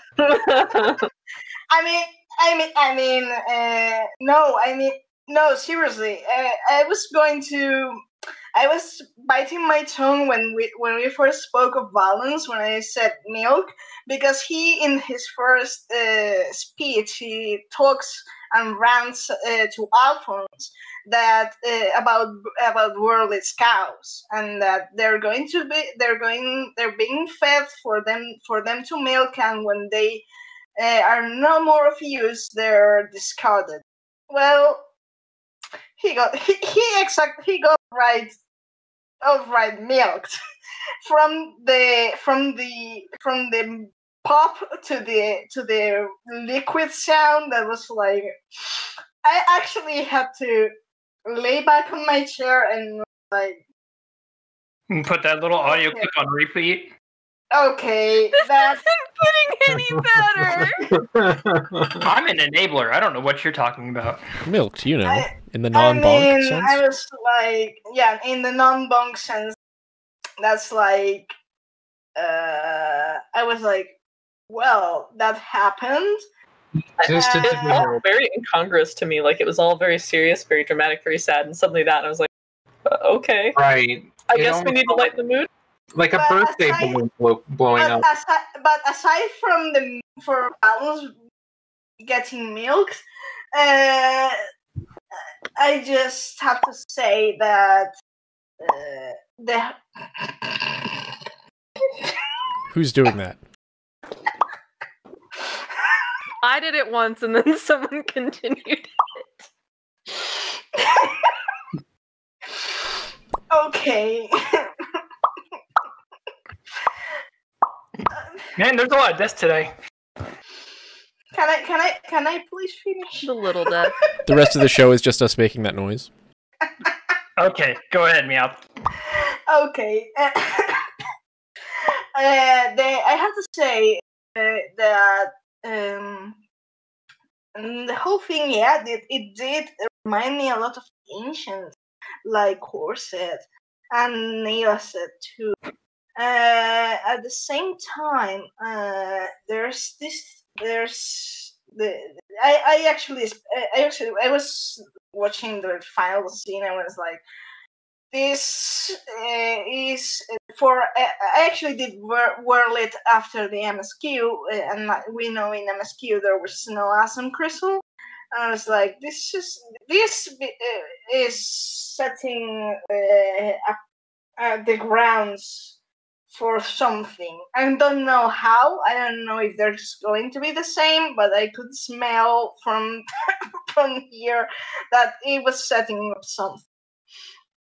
And there's one little detail that when the upgrade Terminus Est move guys pulls out that he says Crocea Mors. That's the name. That's the Latin name. That it means yellow death, and it was the name of Julius Caesar's sword that was buried with him. But if you don't know, Julius Caesar's full name was Gaius Julius Caesar, which is I found rather well. It appealed to my Roman loving heart. And aside from that, I have to say that watching Gaius pointing his sword to overmind Alphonse and his hand shaking, and we see in his face that's a parent about to kill his own son, and we see in Gaius's face that no parent should even get to the point of doing that. We had a lot And of of parents course- killing their own children this patch. I mean,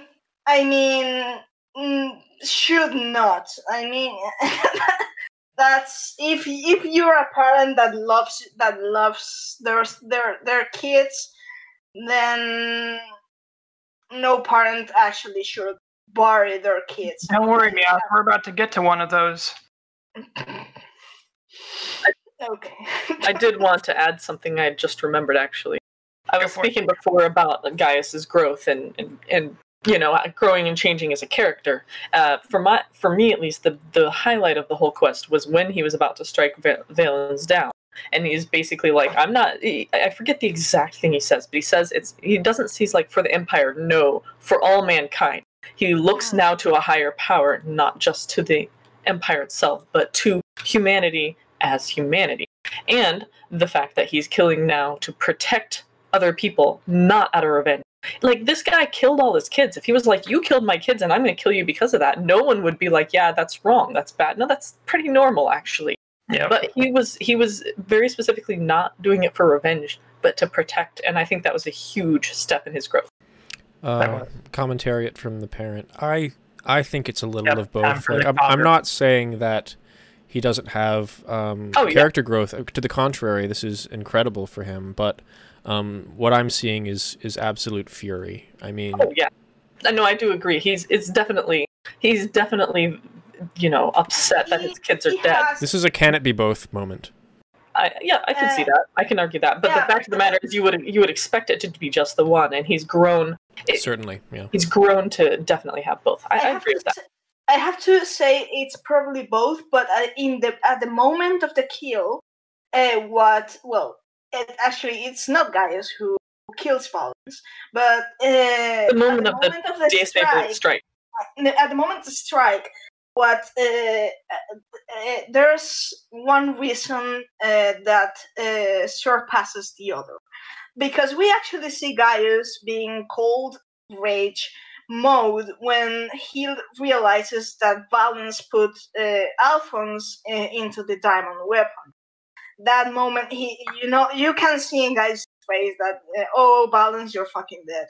But at the moment of the strike, what he verbalizes is not, I'm going to kill you because you killed my kid or my kids. It's, you're a danger for mankind and you're an insult to Garlemald.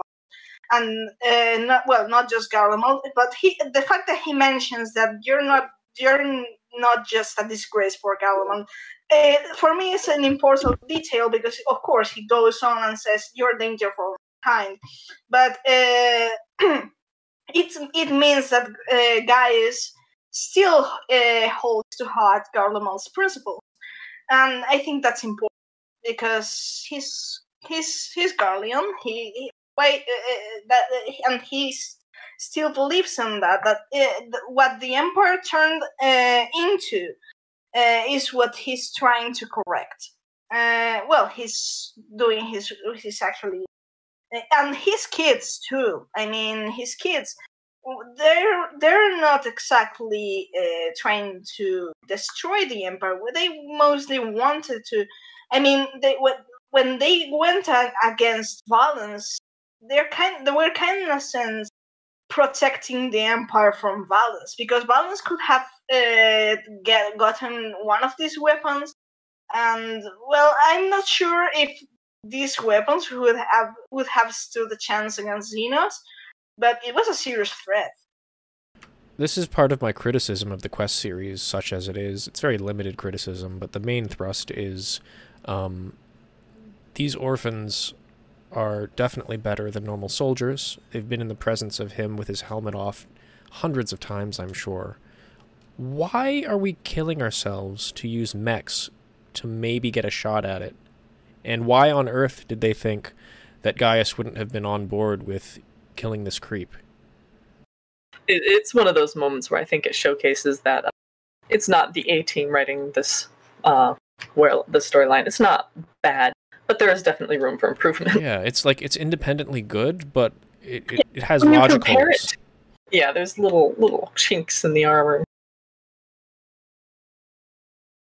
Me shaking the ironworks. Did you really have to send everyone back in time? I mean, it's Right. not perfect, but it's not perfect. But I really enjoyed Werlyt, so I can, for plot convenience, I'm not going to question it that much. I think it's like it all goes down as well to what Neela said. That's okay. We got these weapons. We're going to use the weapons. They didn't even consider other routes. I don't know if we don't know if it's because there were no routes, or if it's because they were too focused on weapon questline. And if they use another way, we wouldn't have the weapon questline.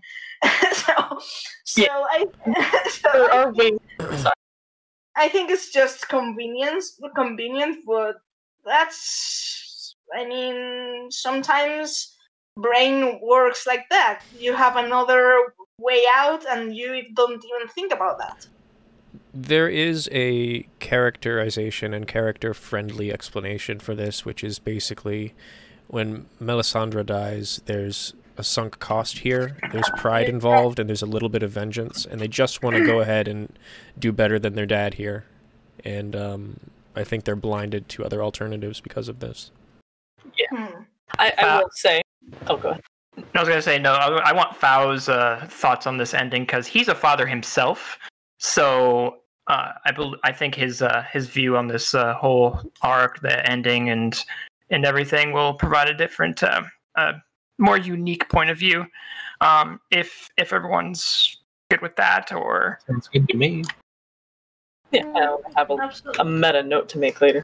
yeah, Absolutely. In fact, you can go ahead if you want. It won't take very long. Thanks. I Go just ahead. wanted to say, I think it's an important thing to consider, because I've had a lot of people like criticize this, and then other people push back and say, well, you know, it's also good. It's important to say that something can be intrinsically good and still be, it shouldn't be above criticism. Frankly, nothing should be above criticism. It's fine to say, I liked it, I enjoyed it, also these are some flaws. So, and I mean, that's what we're here for. That's really all I have. that is a very good point. Nothing I have to say is really news here. It's like, and not that everybody's a parent, but because one may have a child or not, cutscenes can hit differently, you know? Like, you might not fully attach yourself to, like, the intensity of something like raising 4 kids, and I only have 2, and then losing them in this abhorrent science experiment where they become puddles of goo. I mean, it's really horrifying, and it's dark, and it's real, and this man needed to be put into the ground 3 patches ago. So when we had a resolution and Alphonse is actually in there conscious, it's not like they ported his data in there. He's conscious in the biosuit, and he asks to be put down. That set of scenes, the 3 scenes, is what made this plot arc an A for me. Not quite an S because of the logical holes, but just the real stuff that's involved here. Real emotions, real life.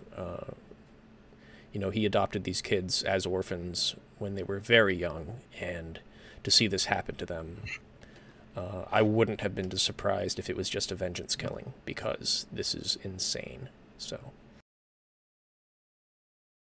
What did you think of the ending when the memory sphere was working?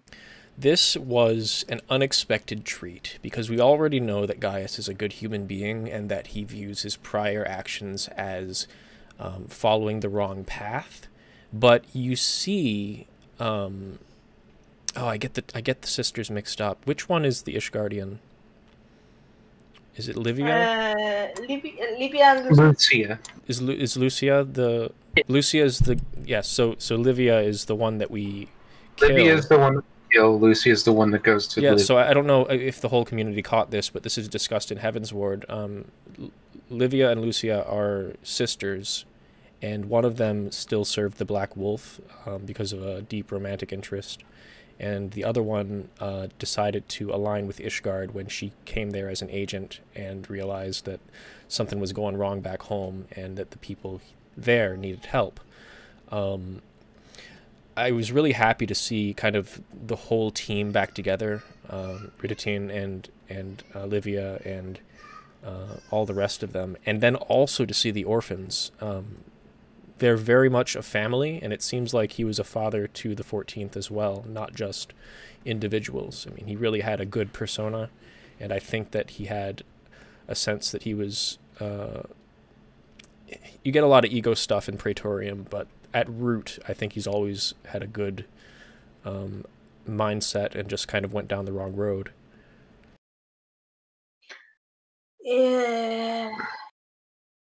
Me. Well, we know you wanted them to destroy Eorzea, but... No! It's a difficult job, but someone's got to do it. No, I don't mean that. It's just... for me, one of the shots that kind of struck me in the composition in the end is when we get the pan out of Turncliffe. And we see, of course, Turncliffe, and we see the Garlean structure that is the docks. And in this moment, I don't know if it was the same for you, but I felt like this feeling of reconciliation. Werlyt is now a free province, but the one in charge is going to be Gaius, and he's a Garlean. So I felt like the whole point of the scene was, at the same time, because the people of Turncliffe were actually seeing the same things. There were projections, and they could see that as well. They could see the Garlean soldiers, the Gaius and his crew, that seems so intimidating and powerful, acting like, a bunch of friends, actually, and family. And for these people, it's like seeing, hey, the Garleans are just like us in this sense. It was a very humanizing. Garleans are people too. Yes, I mean, it should go without saying, but some people need that slap in their face. But and it's like this late patches after 5.0 especially, I felt like the Garlean Empire. It's pretty much similar to the Eorzean Alliance, and the only difference actually is that the Word of Light turned out to be in the opposite side. Because the way these people act, it's no different from what we see in the Alliance. It's camaraderie, it's friendship, it's family. We could actually argue that for Gaius, his crew was kind of like the silencer. Yeah, so it goes down. I think it all goes down to which side are you on, And I think this scene. I think the point they have driving was one of the final nails. These people that say Garlemals are complete. Garlemal is made of complete monsters. I mean, at this point, it shouldn't be said, but we know how the fan base is sometimes. I think the point that they were making with Werlyt was that the system was set up in a way that allowed people. It didn't have the checks and balances that would be required to prevent people with too much power from abusing it, essentially. The Eorzean high five. The Eorzean alliance isn't specifically set up to have checks and balances, but it works out that way because it's a bunch of sovereigns trying to get along, and if one of them goes too far, the other's going to be like, yeah, I'm out. It's 4 city-states with no true dominance versus an empire that can be led by whomever, and leadership obviously matters. Like, what rises to the top in Garlemald tends to be power, not necessarily ambition or goal. It's always who's the strongest, and in that kind of a system, you end up with a totally, and by design, chaotic empire, where you might have half good legatuses, and then the other half are absolute monsters, and as much as I agree that Garleans are people, you have to, again, look back to leadership and why the Empire was founded and the Ascian goals. So don't treat them like they're not human, but be mindful that sometimes we must kill evil immediately. Yeah, evil, of course, but... True evil, not relative nonsense evil. I mean... but, in this point, actually, I would hold my judgment until we get an internal view of the Garlean Empire, which I actually am grateful for Bodja because it allows us to delve deeper. But I would like to know more. I mean, at this point, basically, only if he's alive, probably only Nervan the Third can offer us this insight, because Garlemald right now is blast into pieces, turned, I predicted months ago the possibility of a calamity struck Garlemald and the Warrior of Light and Company going in to do humanitarian aid. I was thinking 8th Umbro calamity, not Xenos calamity. Right. I got the bare bones of it pretty darn close, actually. The G calamity. They had a plate dropped on them, guys. Oh God, no. Let's know. Hey, I actually, I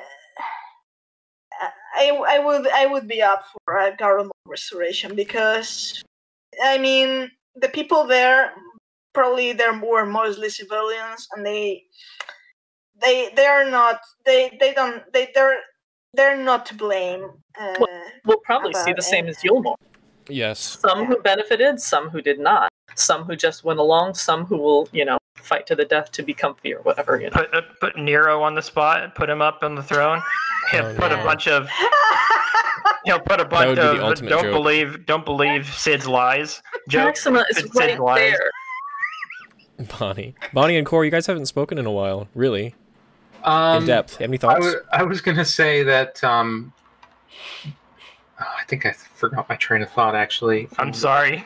The main thing that I got from that was that Garlemald isn't just the city, like it's as like an entity. It's a whole bunch of different provinces. I'm really hoping we don't just see the city, but we get to see more of the actual provinces over time that have come to encompass the bulk of Ilsabard, and that we can learn more about the Empire, not just from the capital or what's left of it, but from the people in the provinces as well, and the Garleans living there, because there's surely going to be more Garleans living in places like that. Bonnie? So, anyone, Bonnie, right? Do you have anything to say? Not particularly. Like, I enjoyed Werlyt, and I'm curious to see why Yoshi P said that Gaius isn't necessarily benched, but isn't necessarily going to be a main player for Endwalker. And I'm not entirely convinced that we'll see Nerva. I hope we will, but... I really hope we get to see Nerva. I feel like he's going to have some kind of important role to play, given that the Scions seem to have jumped to the conclusion that he's among the Tempered, but I don't buy it. I don't like it when Scions just jump to conclusions. They do that a lot. I hate that. Yeah. I mentioned this in a prior cast, but regarding that restoration thing, I really don't think that's a joke. I may have been reading between the lines, but when Yoshida said, I see you laughing. When Yoshida was talking about Ishgard being finished, he definitely teased a "see you in Garlemald." So Yeah. that piqued my curiosity for sure. Like, not only did he, read it off from the comments during the announcement showcase, but he's also made the joke about Garlean restoration again. So I'm just like, big. It's gonna happen. Get ready for that modern housing, guys. Oh God. I've always liked the little glimpses we've seen with Volans and Xenos and stuff of the interior of like a high-end Garlean apartment, and I want to own that. I want to have that. I want those furnishing items. Those are cool. Gunmetal's good aesthetic. They really reminded me of. Goodbye, Eorsia. They really reminded me a little bit of the second Myst game, Riven, like the architecture of certain environments from that game, and how much I enjoyed that aesthetic, like Gen's office from that game, like just that definitely that gunmetal, but also almost like a slight steampunk element to it, and I really liked it. Seeing it echoed here a little bit in its own way. It's sad we're going to see Gar blast into pieces because I would have loved to visit the capital proper. So we're just about out of time. So any closing thoughts? Any remaining stuff you guys will want to get out before we end the show today? The last thing I wanted to say about Werlyt is that I think it's going to be a source of discussion and debate for a long time to come, and that if nothing else, that's at least the indication that, say what you will about the writing one way or the other, at least it was engaging and actually got people talking about a lot of different subjects and how it has metaphors for a lot of other themes in the main story and other parts of the story generally. All right. Well, anyone else? I just wanted to add a big thank you to those of you who have watched us for the last 2 hours, and to please send us out to your friends if you have anybody you think would be interested. We want to see more people come in every week, and I'd like to see a few more folks if you know any folks. So thanks again, and that's all I wanted to add. Mayumi? Same. I appreciate everyone showing up every week or so, especially to all the new people who show up and watch us. Especially to all the new people showing up and commenting and watching us every week. We really appreciate it. Follow us on Twitter. Hit up our Discord. We are always accepting new people to it. We love hearing from you. We love hearing suggestions. We love commenting. We love the game, as a whole and the lore involved. So we love talking about it. We love to talk about it with you. So feel free to hit us up anytime. You know our Twitters. You know our main Twitter. You know our Discord. We will be putting out more videos to come in the coming weeks on our YouTube channel. And, of course, you can catch us here every Sunday, same time.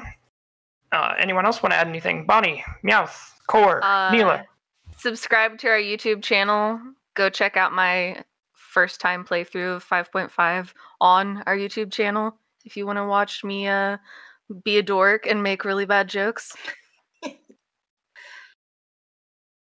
I mean, you already are one, but... F. I think Shadowmouth also had something art commission related that they wanted to Yes. Well, I'm. Don't be bashful. Do it. For those new, I'm the responsible of this project. So even if you want something like you're seeing here, or art commission of anything this month, I'm basically free. So just you can hit me in Twitter. You can hit Discord, and if you have something in the art department to be done, I can try to make it possible. that's basically what I had to say.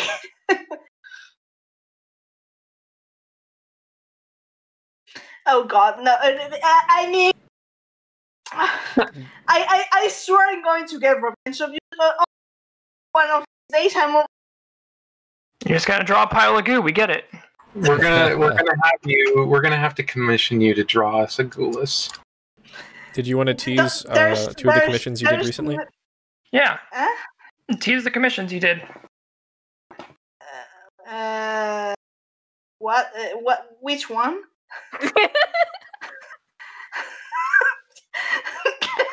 That was on the spot. We really threw her for a loop. I mean, what? Okay. I mean. Okay, I lost my place. We broke her. You can do this to me. I have to, we can do everything. I have to rehearse before I even try to promote myself. You didn't have to rehearse for the Garland anthem. You got to rehearse for this. What the hell? Sometimes it be like that. If you don't want to shamelessly self-promote you, we will shamelessly promote you. Oh. Yeah, I know, and I'm grateful for it. Even though I'm right now I'm embarrassed beyond. Well. Are you beat red? Yes. Please don't do this to me. Without. We'll move on. Bonnie, you've already talked, right? Neela, Core. I'll just say quickly that I am working hard on carving out the time to make the color inversion video because the world needs to know. Yes. The world does need to know. Absolutely. Oh, and Coberon is working on a Endwalker analysis video for the lyrics. I've got my stuff into him already, so that should be coming soon. Sweet. We might want to maybe mention what we're planning on doing for FanFest. So we are going to do a live FanFest reaction, kind of a little bit different than what we did do last time. We will be watching the FanFest over the course of Friday and Saturday. We won't be talking during the FanFest. We will instead give our summary, our thoughts as the intermission kind of goes in between the subjects here, kind of almost like a halftime show, almost not doing a commentary over it, so that you guys can actually get the full effect, your full thoughts out, and experience it as it comes. But yeah, we'll talk about what we saw, what's been said in between each intermission, and then as it goes to the next part, we'll fill you in on what we're going to watch next. And yeah, we'll go from there. But yeah, catch us. It's going to be May 14th and 15th is when we're going to do it. Yeah, and we've been commenting on doing some trivias, as some of the crew can attest. So if you're up for it, then maybe we should do trivia. Yeah, I mean, we could do it live, or we could do it in the Discord. I don't know. It's how many commissions does Meowth have? Good one. More how many alts do they have? That's a good one, actually. Or how many times has Meowth died on film? That's impossible to count. Don't impossible try. to calculate. Terra has that count. Trust me. Not only that, but everything has been immortalized on YouTube and Twitch. So if we really wanted to count, we could go count. Seems like a lot of work. Anyway. Crap.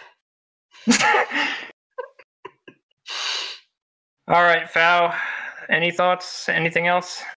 I think we're clean to end. It's been an excellent cast. I'm very glad we've been here again.